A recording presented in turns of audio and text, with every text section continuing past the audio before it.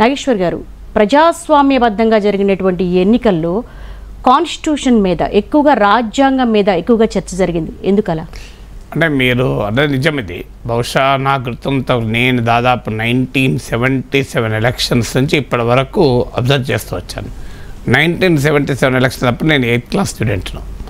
So 1977 elections emergency వ్యతిరేక పోరాటం, ఆ ఎమర్జెన్సీ అనే యాంగిల్ చుట్టూ తిరిగింది.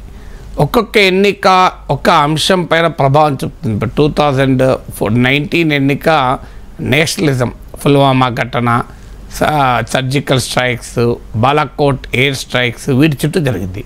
2014 కాంగ్రెస్ UPA 2 ప్రభుత్వ అవినీతి, పాలసీ పెరాలసిస్ అంటే ఆర్థిక విధానాలు అమలు కాకుండా ఉన్నది, ఆర్థిక వ్యవస్థ దెబ్బతినడము, వీటి చుట్టూ జరిగింది. ఇలా ఎవ్రీ ఎలక్షన్ ఏదో ఒక అంశం చుట్టూ జరుగుతుంది. మీకు 2004 ఎలక్షన్ చూసుకుంటే వాజ్పేయి ప్రభుత్వం షైనింగ్ ఇండియా అని ఒక పెద్ద క్యాంపెయిన్ నడిపింది.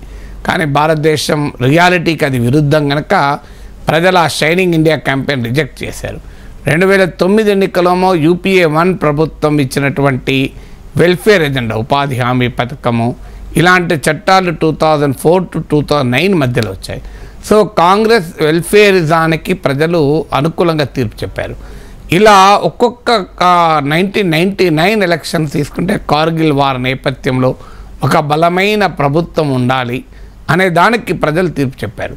ఇలా ఒక్కొక్క ఎన్నిక ఒక అంశం చుట్టూ జరుగుతుంది. చాలా ఆసక్తికరంగా ఈ ఎన్నిక రాజ్యాంగం యొక్క అప్లికేషన్ చుట్టూ జరిగింది. ఎందుకంటే రాజ్యాంగము ప్రమాదంలో పడింది అనేది అపోజిషన్ ఒక పెద్ద క్యాంపెయిన్ నడిపింది. నార్మల్గా అపోజిషన్ రాజ్యాంగం నుంచి మాట్లాడితే అది థియరిటికల్గా, అబ్స్ట్రాక్ట్గా క్యాంపెయిన్లో ఉంటుంది. కానీ ఈసారి ఎన్నికల్లో కాంగ్రెస్ పార్టీ కానీ ఇతర ప్రతిపక్షాలు కానీ ఒక టాంజిబుల్ కాంక్రీట్ అంశాల ఆధారంగా రాజ్యాంగంపై చర్చ నడిచింది.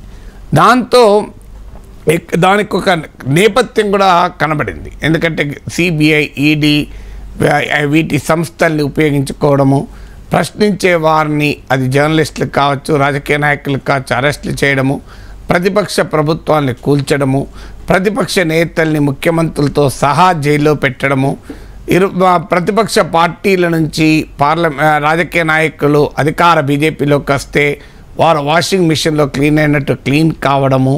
సో ఈ పరిణామాలన్నీ గవర్నర్ల వ్యవస్థను దుర్వినియోగం చేసుకోవడము, రాష్ట్రాల హక్కులపైన, రాష్ట్రాల ఆర్థిక వనరులపైన కేంద్రం దెబ్బతీయడము, బహుభాషా సూత్రమైన భారతదేశ రాజ్యాంగ సూత్రానికి భిన్నంగా, లింగ్విస్టిక్ డైవర్సిటీకి భిన్నంగా హిందీ ఆధిపత్యాన్ని ప్రదర్శించడము, ఇలా ఒక్క ఫ్యాక్టర్ కాదు, లౌకికవాద పునాదుల్ని ప్రశ్నించడము. ఈ పరిణామాల నేపథ్యంలో రాజ్యాంగం పైన చర్చ జరగడం వల్ల ప్రజల్లోకి ఇది బాగా వెళ్ళింది. దీని ఇంప్లికేషన్, ఇంపాక్ట్ ఎంత ఉంటుంది అనేది ఇప్పుడే ఊహించలేం. కానీ రాజ్యాంగము రకరకాల రూపాల్లో ప్రజల్లోకి, అందులో ఒక ముఖ్యమైన రూపము మోడీ ప్రభుత్వానికి కూడా చికాకు పెట్టింది, ఇరకాటంలో పెట్టింది. రాజ్యాంగము 400 సీట్లు BJPకి ఇస్తే మేము రాజ్యాంగాన్ని మారుస్తాం అంటూ కొంతమంది BJP నేతలు చేసిన వ్యాఖ్యలు, అఫ్కోర్స్ వాళ్ళకు అనంతకుమార్ హెగ్డే లాంటి వాళ్ళ సీట్ ఇవ్వకపోవచ్చు, కానీ అది జనంలోకి వెళ్ళింది. 400 సీట్లు ఇస్తే రిజర్వేషన్లు రద్దు చేస్తారు అన్న ప్రతిపక్షాల క్యాంపెయిన్ చాలా పవర్ఫుల్గా వెళ్ళింది. సో అందుకే మీరు లాస్ట్ నిమిషంలో ఇక అనివార్యమై హిందూ ముస్లిం తప్ప తనను ఏది కాపాడలేదు అని మోడీ మళ్ళీ హిందూ ముస్లింకి వచ్చారు.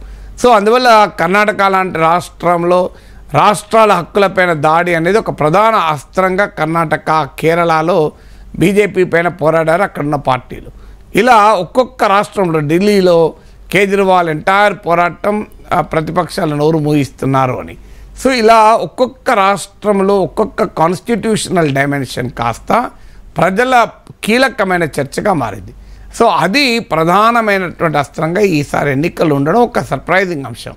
లేకపోతే ఇంత దీనికి భిన్నంగా BJP ఐడియాలజికల్ ఎజెండా అయిన హిందుత్వకు ఆశించిన స్థాయిలో ట్రాక్షన్ లేకపోవడం, అంటే పూర్తిగా హిందుత్వ ప్రభావం లేదని అనను, కానీ ఒకప్పుడు సెక్యులరిజాన్ని అటాక్ చేస్తే జనం ఉవ్వెత్తున ఉత్తేజపడేవారు. లేదు హిందూ ముస్లిం అంటే బాగా రియాక్ట్ అయ్యేవాళ్ళు. ఆ రియాక్షన్ ఈసారి అంతగా లేదు. దీంతోనే BJP ఓడిపోతుందన్న కంక్లూజన్ నేను రావడం లేదు. అందువల్ల డెఫినెట్గా కాన్స్టిట్యూషన్ చుట్టూ వెల్ఫేరిజం. కాన్స్టిట్యూషన్లో డిఫరెంట్ యాంగిల్ ఉంటుంది. వెల్ఫేరిజం, చారిటబుల్ స్టేట్ అంటారు. అంటే రాజ్యము పేదల సంక్షేమం కొరకు, అణగారిన వారి సంక్షేమం కొరకు పనిచేయాలి. రాజ్యం అంటే ఏ పాత్ర లేదు అని మార్కెట్ ఆర్థిక సంస్కరణల తర్వాత మొదటిసారిగా రాజ్యానికి ఒక కీలక పాత్ర ఉంది ప్రజా సంక్షేమం కొరకు అని ఈ ఎన్నికల్లో బాగా డిబేట్లోకి వచ్చింది.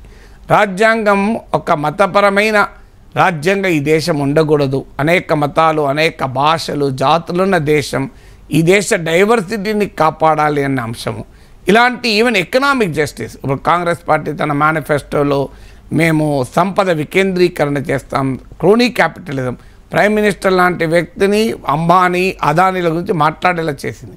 పార్లమెంట్లో అదానీ గురించి మాట్లాడటానికి ప్రతిపక్షాలు వారాల తరబడి పార్లమెంటు స్తంభించినా కూడా మోడీ అంగీకరించలే, అదానీ గురించి మాట్లాడలే. అలాంటిది ఎన్నికల్లో అంబానీ, అదానీ గురించి మాట్లాడాల్సి వచ్చింది. సంపద కేంద్రీకృతం అవుతుంది అంటే దానిపైన రియాక్ట్ కావాల్సి వచ్చింది.